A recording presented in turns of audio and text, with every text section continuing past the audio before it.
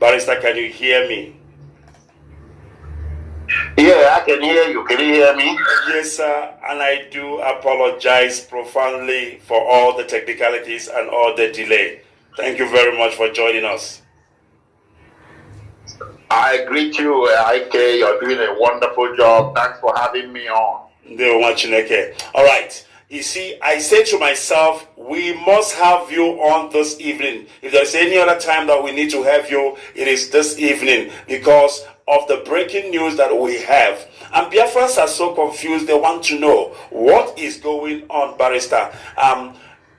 Our leader was supposed to appear before the magistrate court in Abuja, or is it appeal court, if I'm not mistaken, sometime next month, October.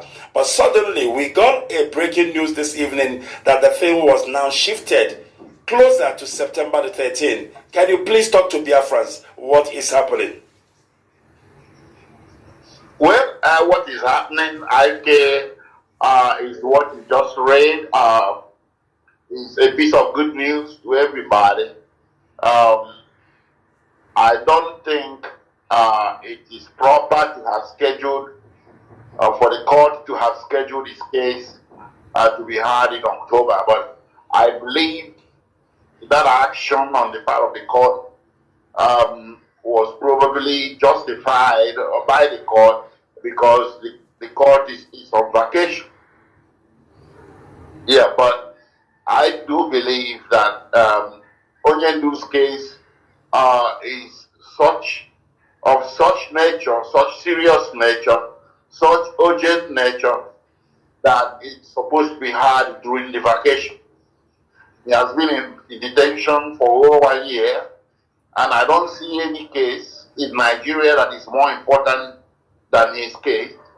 And there's a presiding judge, there's always a judge on standby, or even judges for the Court of Appeal on standby during vacations to hear cases of emergency such as his.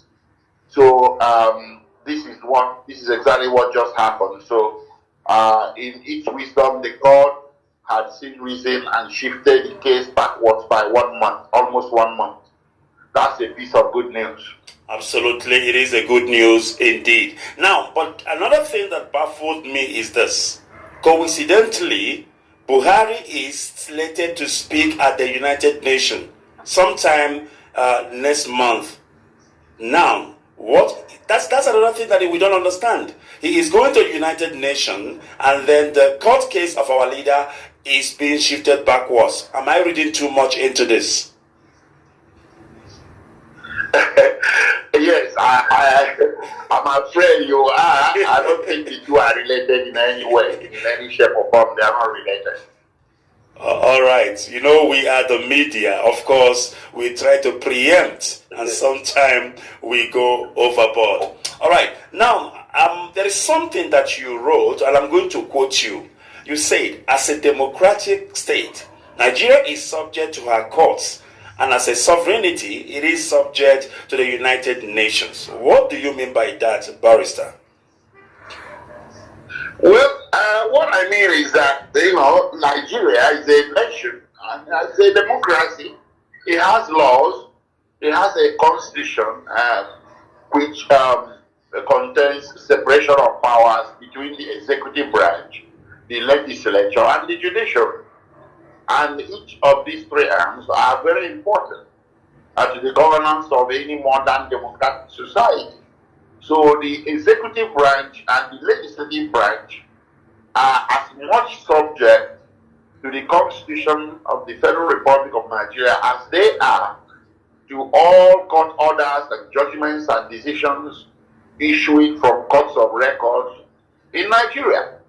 So it's a matter of time before you obey your courts or something that'll give. I know that Nigerian government, the federal government, has a poor history of disobeying court orders or obeying court orders, but they eventually come around to obey. If you recall, back in 2017, between 2015 and 2017, when Onyendu was initially incarcerated, there were a couple of court orders, specifically, particularly others granting him bail, which were disobeyed. But eventually they obeyed the final one, which sought his freedom in April 2017. So the federal government or the Nigerian government is subject to orders issuing from the courts of Nigeria. Whether they obey these orders as they issue, of course, your guess is as good as mine, but eventually they do obey. That's number one. Number two, Nigeria is a member of Committee of Nations, is a member of United Nations, and anything issuing from United Nations, whether it is called a resolution, whether it's called a decision, whether it's called a mandate or an opinion, they all have equal force that should compel any nation to obey them. So the expectation by our detractors that Nigeria's disobedience or recalcitrant in the face of this opinion from the United Nations is really doesn't hold water. Eventually, like I said, the crayfish must bend. They're going to have to obey. If you recall, the South African government, where you are, disobeyed the United Nations over apartheid so many times and over Nelson Mandela, but eventually they obeyed. Same thing with Israel. Resolutions were passed, that were supposed to create the state of Israel or recognize the state of Israel after 1947. A lot of nations didn't fall in line, but eventually they all fell in line and recognized the sovereignty of Israel. So we do see occasionally some recalcitrance, some stubbornness on the part of nations when the United Nations speaks. But eventually the good will triumph over evil, and these nations come around to obeying this. Otherwise, there is going to be countervailing consequences. All right, thank you very much, Barrister. And if you are joining us right now, the person I have with me on constructive argument this evening is one and only. I call him the senior counsel. That's how I chose to call him. He is a man I look up to with regards to law. I can tell you that right now. And he is here with me on constructive argument to talk legal matters. All right, since you have spoken about United Nations, I know this is your jurisdiction, international law. Let's go to international law. Owing to the date, July the 22nd, that the United Nations opinion was communicated to Nigeria, would you say that Nigeria has been given enough time to obey the opinion, seeing that they have done absolutely nothing about the judgment in Afomahia, which you are also involved in? Talk to me about that. Yes. In a letter that we sent to the Attorney General of the Federation and the Foreign Minister, Geoffrey Onyama, we did indicate that Nigeria, that we are giving the country, the Attorney General and the Minister of Justice to create the environment for the federal government to abide, to immediately comply with that opinion.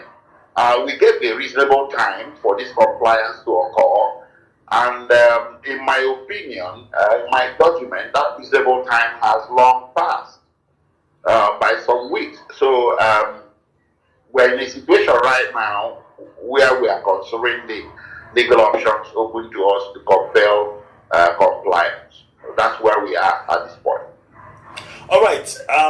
I need to go back to this matter again. Probably you might call it anything, but for me, I want to go back.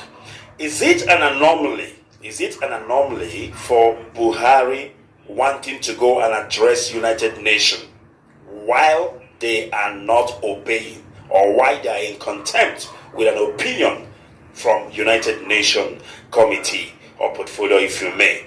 How do you see it?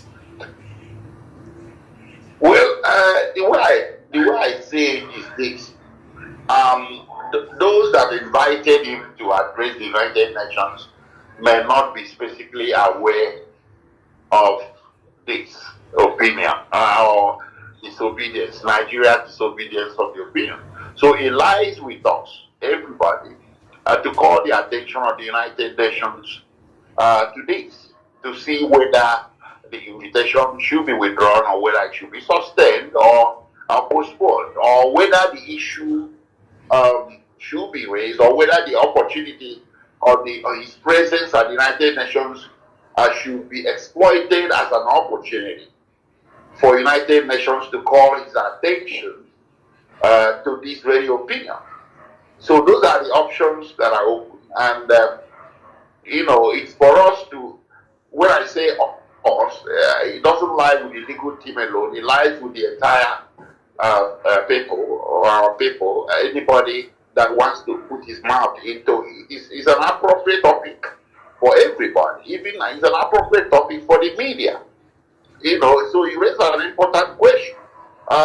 If Nigeria is still a member of the United Nations, by all means, the United Nations can invite the President of Nigeria to address the General Assembly, but we also have the right to ensure that the United Nations sees the same opportunity to ask him, Mr. President, why did you ignore the opinion of the United Nations Human Rights Council requiring concerning your number one prisoner of conscience, just as Boris Johnson on the sidelines of the Commonwealth called his attention as well to Mazen Mandekano's current incarceration. So it might be that it will be an opportunity for someone at the United Nations, even the Secretary General or somebody in the appropriate position of doing so, to call his attention to it,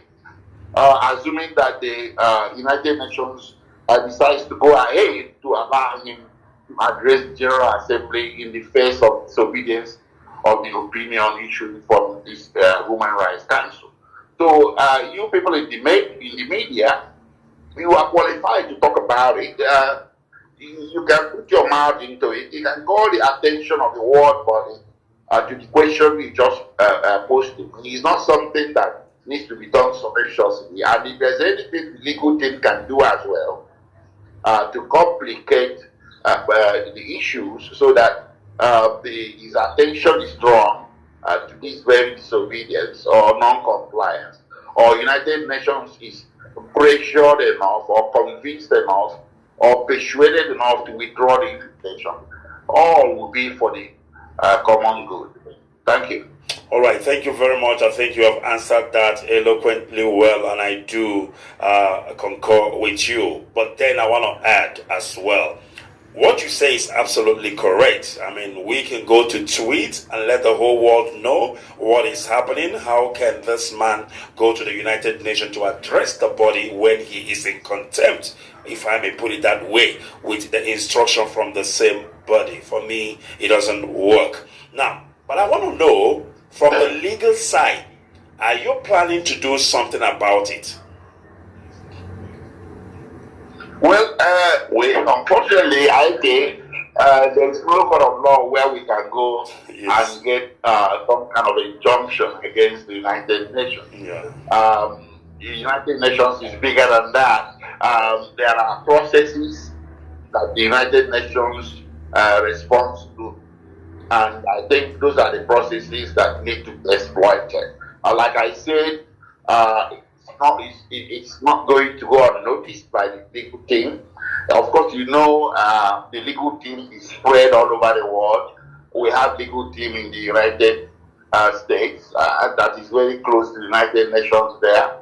We have legal team in UK, we have in Kenya, we have in Nigeria. So it can emanate from any of these teams or from all the teams put together. But it's not left for us alone. So I think United Nations responds to public appeals, it responds to letters, it responds to petitions. It was a petition to United Nations that laid the issuance of the opinion that we are talking about. So some petitions will certainly issue, and other things, points of pressure such as from the media, and so on and so forth. That's the way to approach United Nations, no other way. All right, let's talk more about this opinion. The opinion is there now, of course, at the table of every Nigerian higher office. How does this opinion affect Abuja High Court and all the jurisdiction in Nigeria? Does this opinion affect them in any way? But let me be more specifically with regards to the trial of our leader, or I don't know if I can call that a trial, but whatever it is. How does this opinion affect the power and the jurisdiction of Binta Nyako's court? Well, I can tell you this. I will start from the very beginning. You know, back in 2018, early 2018, a case that I did personally before an international tribunal. In that case, IPOB and Mazi Nnamdi Kanu won hands down. I am not permitted to talk publicly about the terms of naming the tribunal or naming the case number and all that, but I can talk in general terms that there was a very huge victory that we won in March of 2018. I did the case myself, so I have all the facts. And the tribunal did write a letter to the President of Nigeria, implement a lot of things. And if the President of Nigeria had implemented what the tribunal had decided or had mandated it to do, there wouldn't be all this arrest. The declaration of IPOB as a terrorist group would have been reversed. The IPOB would have been deproscribed. All IPOB detainees would have been released, and Mazi Nnamdi Kanu would not have been rendition. But the President of Nigeria ignored that decision. And instead of letting up, the security forces in the country did the opposite. They ramped up on some aggressive law enforcement activities against anybody they perceive to be a member of the indigenous people of Biafra, or they alleged to be a member of the indigenous people of Biafra. So that is number one. And number two, the decision or the judgment of the Abia State High Court Omahia back in January of this year, which also I did personally, I have all the facts. That judgment obliterated, that judgment really ended any notion, any suggestion that Mazi Nnamdi Kanu had John Bell in 2017. So we expected that the Justice Binta Court would have upheld that judgment in terms of latching on it or pivoting on it to make a ruling restoring his bail. But the court did it.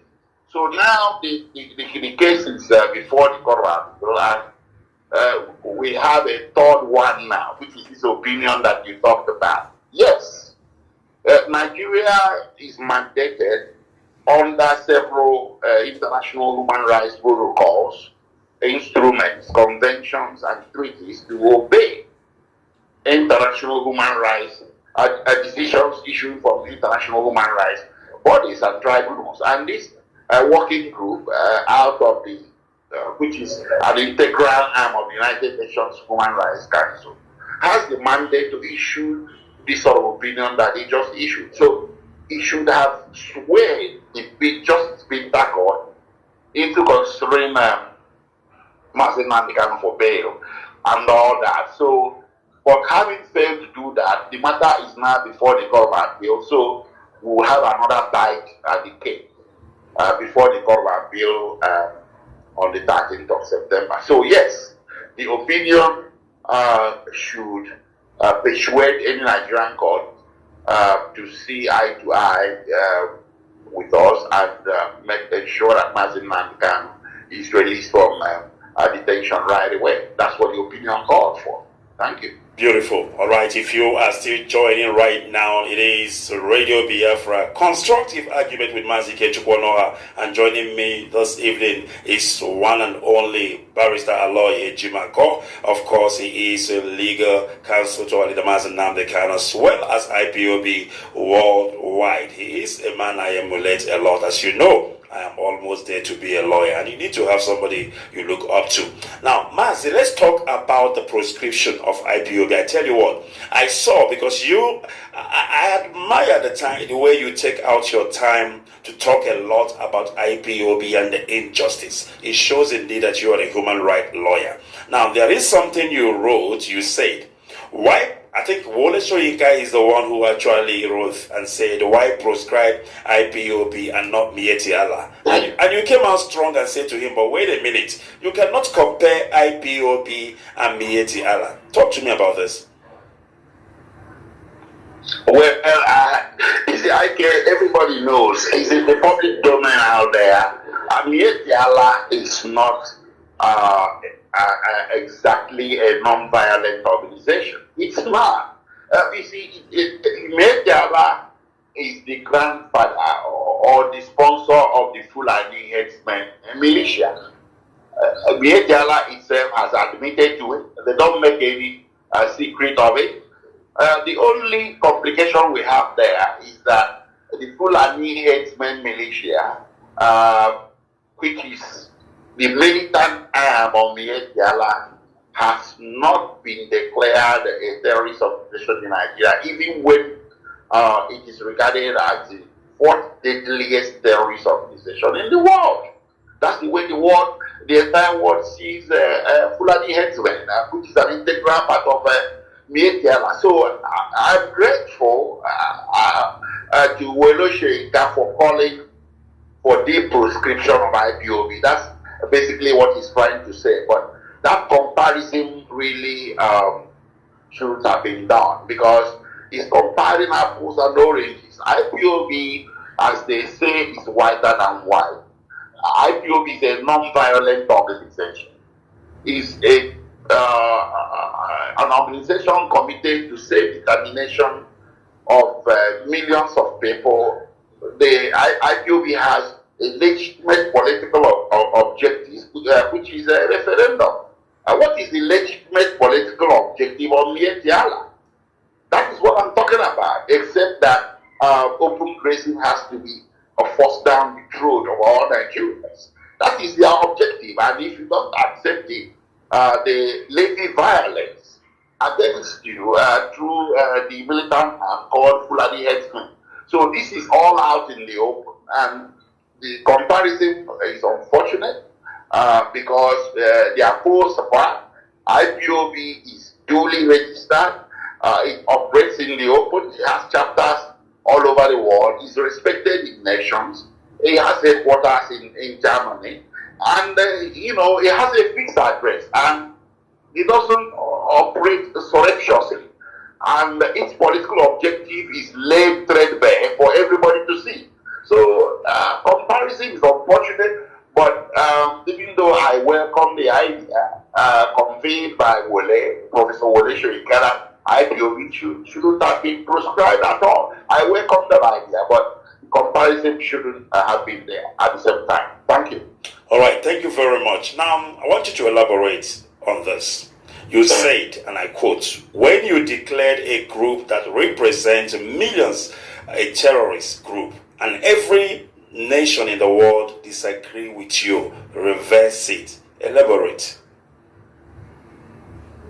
Yes, because, one with God is majority. Why it's very funny and very curious that it's only in Nigeria that IPOB is seen as a terrorist group. Why is it that no single African country, including the ones that are Nigeria's neighbors, such as Cameroon, Sudan, Gabon, Chad, Niger, Benin Republic, no single African country, including South Africa where you live, regards IPOB as a terrorist group. You are operating from South Africa openly as IPOB members. You have never been arrested for operating as IPOB members. But Boko Haram cannot do that, and ISWAP cannot do that, Al-Qaeda cannot do that, Taliban cannot do that in South Africa, or they will be arrested. And all over the world, the condemnation that followed the declaration of IPOB as a terrorist group in 2017 was groundbreaking. Britain condemned it to her credit. America condemned it, and Israel and a host of other countries. So when nations, big and small, disagree with your public policy, you should look twice at it and reconsider it, and think for yourself and say, hey, listen, it looks like we did something wrong here. Let's reverse it. So that's just what I was talking about. I mean, government policy, it doesn't have to be permanent. Maybe somebody made a mistake because of some kind of ethnic considerations, because the declaration of IPOB as a terrorist group is a flagrant violation of Section 42 of Nigerian Constitution, which prohibits discrimination based on ethnic origin. I do believe IPOB was hurriedly declared a terrorist group just because it is perceived by the government as being representative of largely Igbos and other minorities in the southeastern part of the country. So this was, I believe, this was driven by ethnic considerations, and it shouldn't be sustained. It's not sustainable. So it should be reversed, and especially when nations across the world disagree with you. You need to really look at it one more time to admit your errors and reverse it. It's injustice. Thank you. All right, we continue with this constructive argument, and of course, if you are joining me this evening, it is Radio Biafra, and this is constructive argument on Radio Biafra with Mazi Ikechukwu Onoha. Bring your argument, and we've got the solution. Constructive argument. We hit below the belt. Radio Biafra. We've got you covered. All right, it is constructive argument, and of course, once again, it is Barrister Aloy Ejimako joining me this evening. Barrister, tell me, in terms of attorney-client privileged, do you get the secrecy you deserve when you go to see your client in DSS custody? Well, they put us in a very little room with them. It was a very small room. It was the same room where they had carried on or carried out their interrogations. I was present when he was interrogated in July last year. I was present throughout. It was the same room. That very room has a video scope. It has video recording equipment, but I don't see that video recording equipment anymore in the past 3 or 4 months. But you see, this is a security facility. So you are in that room with him, and outside of that room, outside of the door, you have DSS officers. 2 of them are 3 sitting, and then there's another room next to it that you have, I don't know how many, because they never opened that door, so I really don't know what's going on behind that. So we don't believe that we are accorded the privacy that we deserve under Section 36 of Nigerian Constitution to consult with our client. We don't believe that privacy is accorded to us. I don't know whether somebody is listening in to our conversations, but we try as much as we can as lawyers discussing with our clients to keep our discussions confidential under the circumstances. So the answer is a capital no. We don't have the privacy and all that. We have protested. We have done a host of things to change that situation. I do believe that the British High Commission also weighed in on the matter, because when the High Commission staff paid him a visit, led by the Deputy Consular General, they experienced the same situation, and in their own judgment, they also agreed with us that such a situation did not offer the sort of privacy that we deserve. Thank you. All right. Before I leave that line of question, I just want to close it with this one. Me and you know that nobody have the right to approach you I'm talking in terms of the secret services or whatever, to say, what are you talking with your client and what are you people discussing? Have you been harassed before? No, come with the question again. I didn't get. All right. The question is this: in terms of these privileges, nobody has the right to approach you and demand that you tell them what you are talking with your clients. And I'm asking you, have you been harassed before in that facility with regards to this? No, not with regard to this particular question, but I have been detained. I think that's public knowledge. I didn't make too much noise about it because I didn't want the public attention to refocus away or to be focused on me rather than on my very highly valued client. So, but I did make it public, not in a very noisy way, that I was detained, but that wasn't the situation.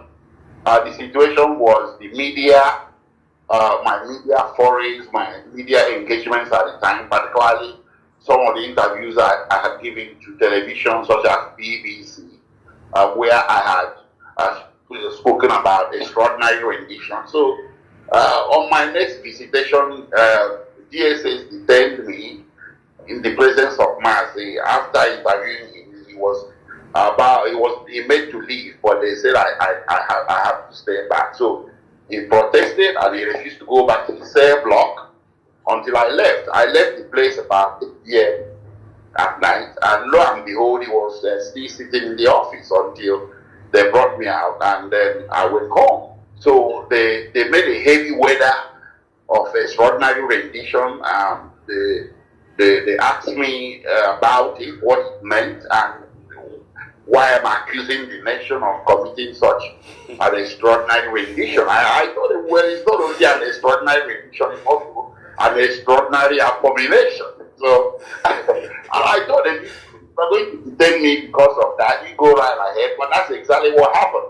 So the issue of my detention was not about asking me what we were discussing with our clients. No, they have never asked me that, and I don't think that occasion has arisen before with any other lawyers, and I don't think it will ever arise.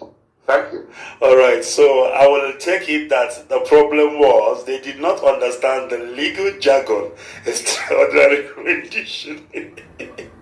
And well, yeah, they didn't understand it. They told me that I was sounding like the country committed some kind of abominable act. I say, yeah, it's abominable. If you like, you can call it extraordinary abomination. And that's how we ended that. And that's it. They saw no cause to detain me, even though I dared them. I stretched my two hands and I say, you know, you can put your manacles and lock me up just like you locked up my client, and the heavens won't fall. But just let it know. I mean, you know, you have to know that you are just locking me up for locking me up. Sake, I did nothing wrong. I'm defending my client. You people are trying him in the media as well. The Attorney General of the Federation will easily come out in the media and be accusing of being a terrorist. And you don't want his lawyers to say the opposite in the media. It's not possible. If you say something in the media, you should expect some kind of strong rebuttal from us. It cannot only be done in the courtroom when you're also doing it in the media. That's what I told them. Thank you. Yes, Mazi, and me and you knows that when a matter is before a competent court, and then the same people who are supposed, you know, to try the person is going to the media and begin to speak about the same case, it actually renders the trial invalid. Can you please expatiate on that? Yes, it does. It does. You see, the government is the one that fires the first salvo.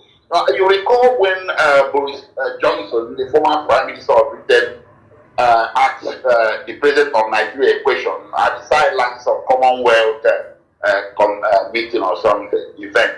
And he said, and that was before the case was heard by Justice Binta. And the President of Nigeria told the Prime Minister that Mazen Mandekanu jumped the bail. Can you imagine that? And the case was in court. So the do they expect his lawyers to now keep quiet and not challenge that statement? So that is what is called sub judice. When a case is in court and you talk about it publicly, you're preempting the court. You are holding the court in contempt. You are trying to decide for the court what it hasn't decided already. We try to keep to that rule as much as we can, and not to hold the court in contempt. But they talk about it at each given opportunity. The Attorney General talks about at case, any opportunity that he has, calling our client a terrorist, and they say all kinds of things that are prejudicial and injurious to the legal interest of our clients. And our clients are namely Mazi Nnamdi Kanu and the IPOB. So when you say such things and they put the mic to me to respond, I will respond. I will not coil my tail up and run away, like some chicken or some coward or whatever, because you have brought the matter out in the public domain. So let's talk about it in the public domain. Let's have that media trial that you want to have. That's just the way it is. Thank you. Thank you very much. I remember Buhari once said that, no, let Mazi Nnamdi Kanu go to court and defend himself, And then after saying that, the United Nations opinion comes out and say that this man has nothing to answer, you just have to leave him. Now my question is, what exactly is Binta Nyako doing with Mazi Nnamdi Kanu? Well, I don't know. He said, what exactly did Justice Binta Nyako did what? Doing with Mazi Nnamdi Kanu in her court. Because as far as we know, every jurisprudence have said that this man should be freed. He has no case to answer. Okay, let me answer it this way. See, this case, I think is a misconception on the part of some people that this case would rise and fall in Justice Binta's court alone. No. Before 2017, that was the case. But, or rather before June 19, 2021, that was the case. June 19 was the ill-fated date, infamously, when Mazi Nnamdi Kanu was renditioned in Kenya, and then subsequently expelled to Nigeria, or renditioned to Nigeria, unlawfully expelled on June 29. So that very act in Kenya, that very unconstitutional, unlawful act in Kenya, has triggered the international legal order. It has also triggered the legal order of several nations, namely Britain and Kenya. So, to expect, or for anybody to expect, even the Nigerian government, that Mazi Nnamdi Kanu's fate lies exclusively within the jurisdictional authority of Justice Binta, that is wrong. That is so wrong, because any of these two jurisdictions, Kenya and United Kingdom, still have a role to play, and the processes are ongoing to get them to play that role. The international legal order itself, like the African Union, now has a role to play, and the United Nations, of course, now has a role to play. So this is what we have as the situation right now. But as far as Justice Binta's court is concerned, she is not even the final court. There are two other courts above her, and the case has now proceeded to the Court of Appeal. So let us see how it plays out in the Court of Appeal. I tell people in this country that the next best thing Nigeria has to that looks like a jury system is the Court of Appeal, because they usually sit in three justices. So, but the High Court sit as one justice. So let's see what happens in the Court of Appeal, where we are going to have multiple justices looking at this matter again. So beyond the Court of Appeal, of course, you have the Supreme Court. So there is a multi-layered situation right now where just only one court or one national jurisdiction will not decide the fate of Mazi Nnamdi Kanu. Thank you. All right. I'm going to ask you this now, and I need an explanation for the sake of the layman. The United Kingdom, Kenya, Binta Nyako's courts, or if I may say Nigeria, who has jurisdiction over Mazi Nnamdi Kanu? Like I said, the jurisdictions are triggered equally. That of Nigeria is quite obvious because this is where he is right now. So they have him in person, so they have personal jurisdiction.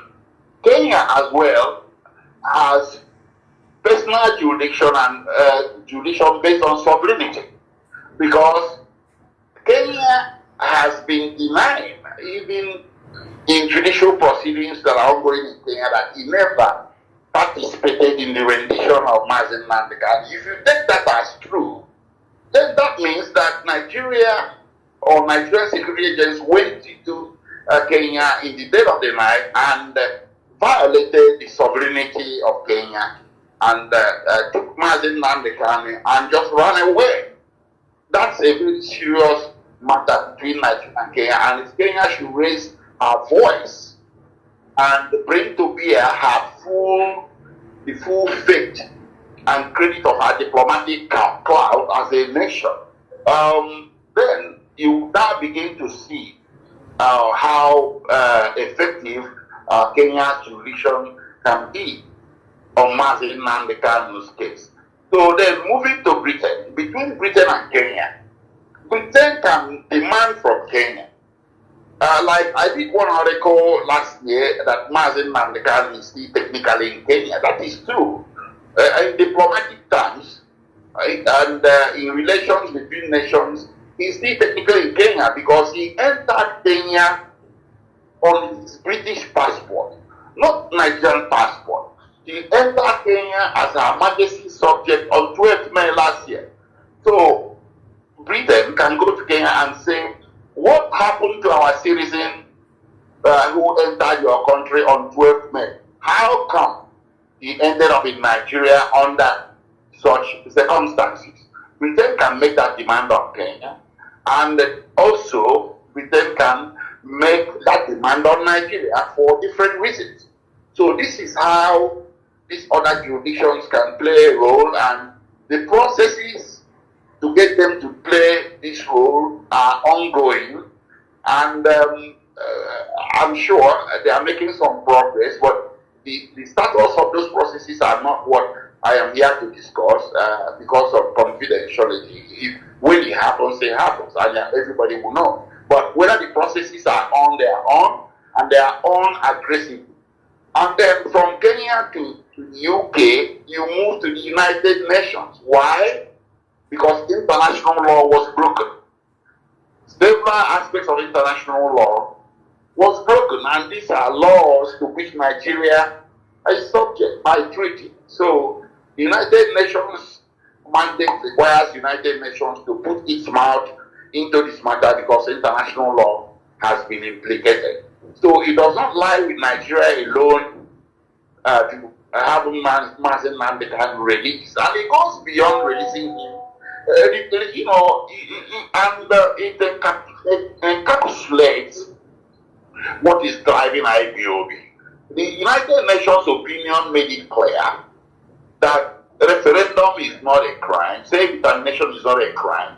The enterprise that is driving IPOB and Mazi Nnamdi Kanu is not a crime. So beyond releasing Mazi Nnamdi Kanu, these national jurisdictions and of course the United Nations going forward will have very crucial, vital roles to play in putting Nigerian government aright, in putting Nigerian government on a path of seeing this whole thing for what it is, that it's not a crime for one to desire to have a separate country. And the way to respond to it is not to levy aggressive law enforcement against it, but to call those people to the table and say, hey, okay, come, let's talk about the referendum. How do we do it? If we cannot do it ourselves, we can invite the United Nations to help us to do the referendum. But by all means, law enforcement, be it by police or army, as they are doing in Southeast Nigeria now, is never the appropriate response to what is going on. And that United Nations opinion has said that a pliant day. Thank you.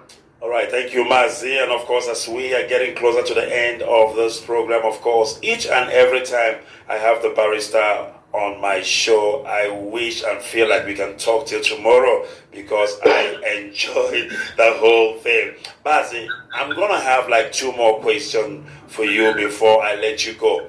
Can a Kenyan citizen sue Nigeria in his or her own capacity for violating the territorial integrity of Kenya? Come again. Can a Kenyan citizen sue Nigeria for violating the territorial integrity of Kenya? Can an individual in Kenya do that, or does it have to be the government of Kenya? Yeah, it has to be the government of Kenya. A private citizen does not have right of action to enforce the sovereignty of his nation. It lies with the nation, the nation itself, the sovereign itself, the government itself, and it may not. It may not take the form of a lawsuit. It may take the form of a diplomatic outreach to get that done. But what can happen is that Mazi Nnamdi Kanu or any of his relatives or associates can sue the government of Kenya in Kenya over what happened to Mazi Nnamdi Kanu in June last year. And that has been done and is ongoing. And how far is that, Mazi? Any idea how far that, any outcome yet, or are we still waiting? Okay, yes. It is that lawsuit that brought Kenyan government to the level of denying on the record. You see, when you deny in the media, it can now withdraw what you denied.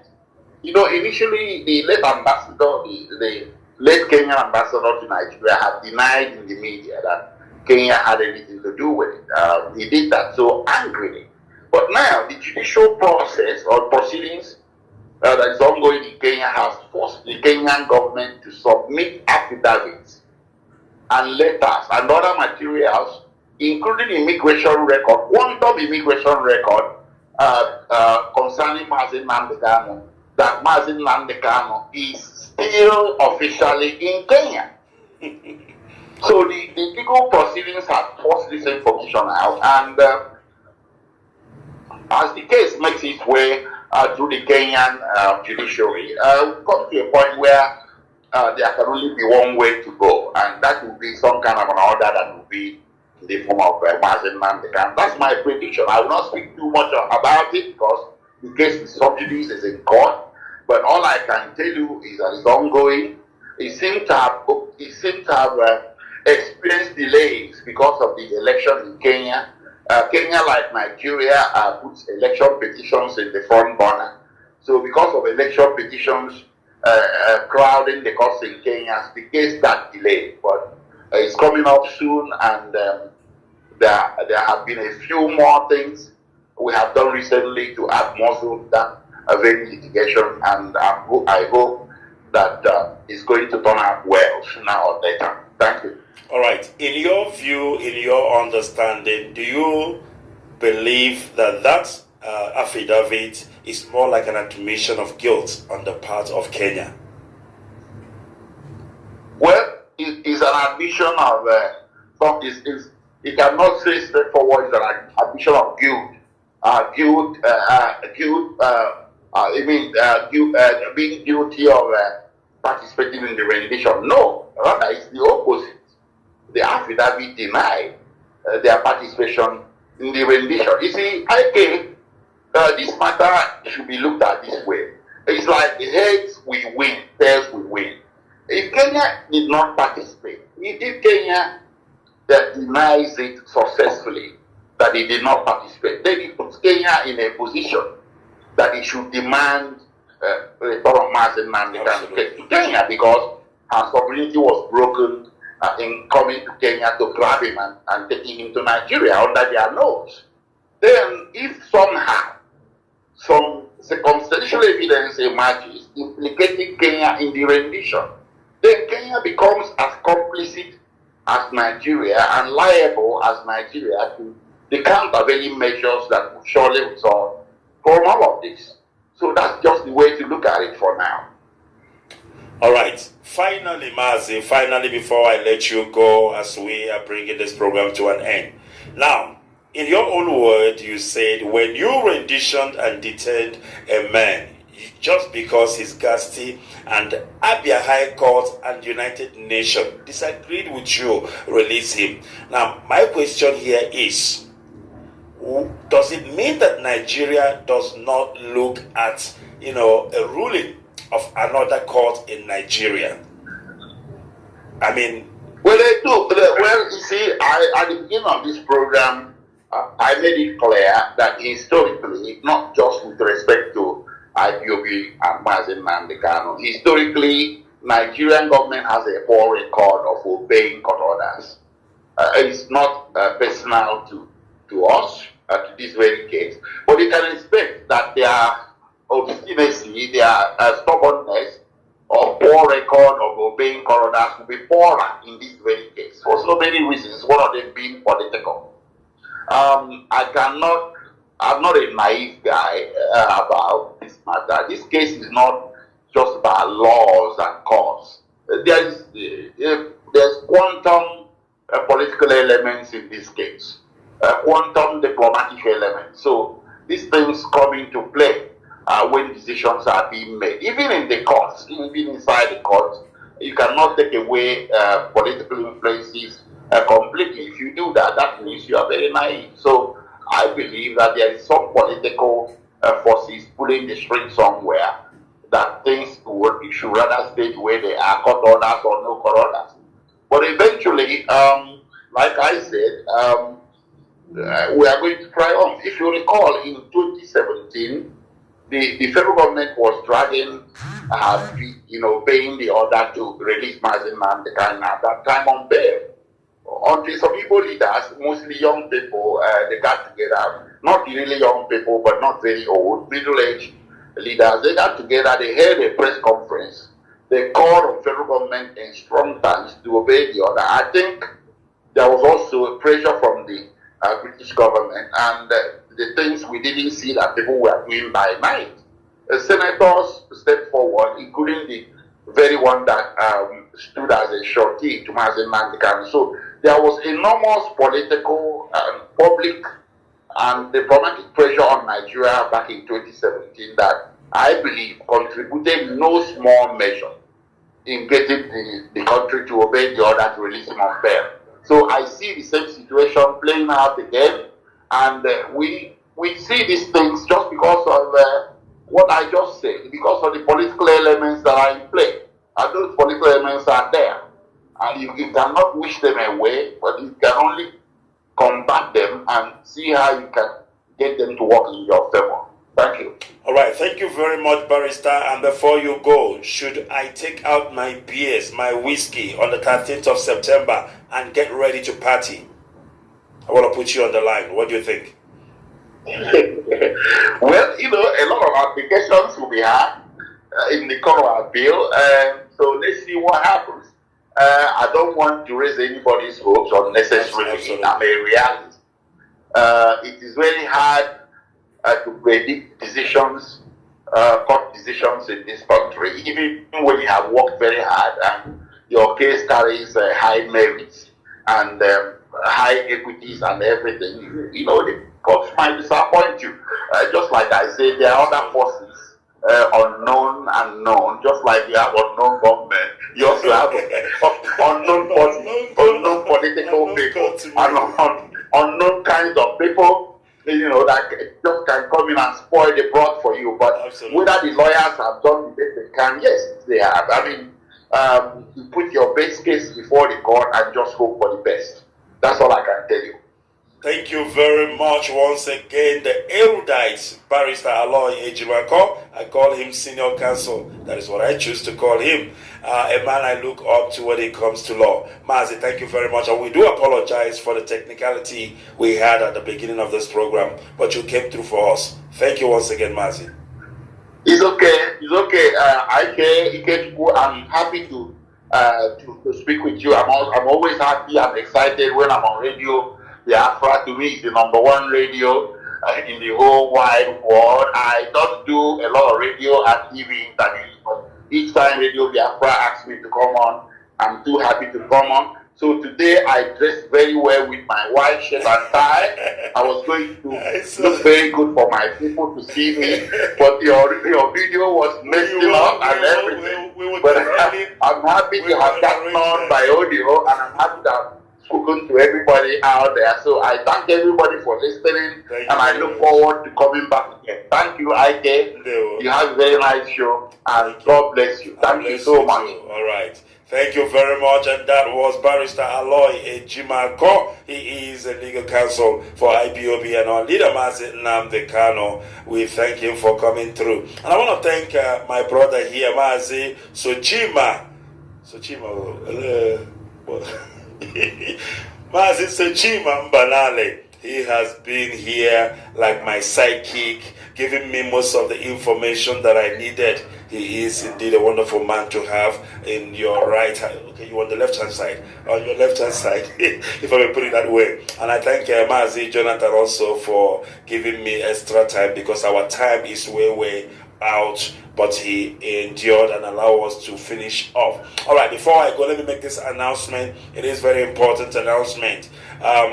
Join Mazi Chike Doziem. He is the IPOB head of Directorate of State for a broadcast on Friday, the 9th of September 2022. Time is 7 p.m. Biafra land time. Hashtag Free Mazi Nnamdi Kanu. Hashtag Support ESN, and hashtag We Move.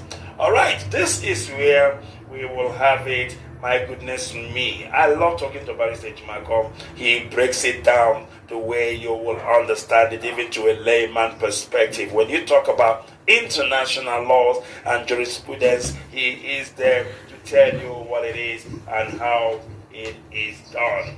And of course, this is where we will leave it. It is constructive argument.